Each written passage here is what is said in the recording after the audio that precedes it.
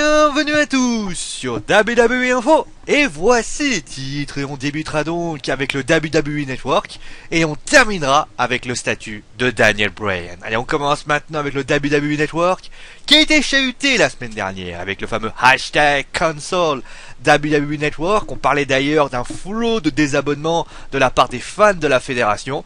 Finalement, il n'en est rien puisque la WWE vient d'annoncer, par le site d'ailleurs F4W Online, qu'il vient d'annoncer que le Royal Rumble a permis d'acquérir un grand nombre d'abonnés pour arriver aux millions et aux millions d'abonnés. Finalement, cette campagne qui n'a pas eu l'effet escompté, à moins que la WWE s'est simplement contentée de parler du million d'abonnés, sans nous annoncer bien sûr tous ceux qui sont partis depuis mardi. En tout cas, cette annonce a été une explosion de joie à la WWE et on espère bien sûr que la WWE nous sortira de très très bons pay-per-view. Sachez d'ailleurs que Vince McMahon l'a annoncé en personne. Et oui, le mois de février sera gratuit pour le WWE Network. Allez, on termine maintenant avec Daniel Bryan.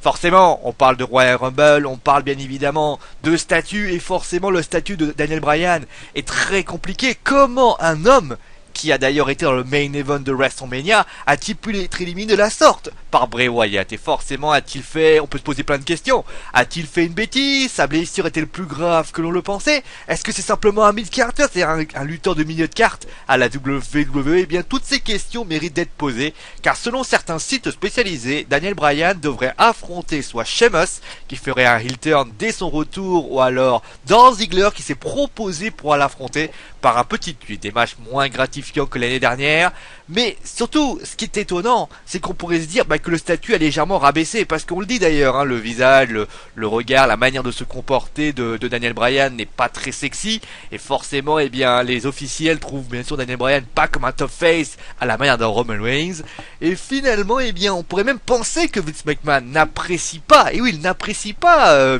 Daniel Bryan, et finalement non, mais pas du tout, car Vince McMahon adore Daniel Bryan. C'est le site dailywesternnews.com qui le rapporte, alors même dire que c'est un vrai fan de Daniel.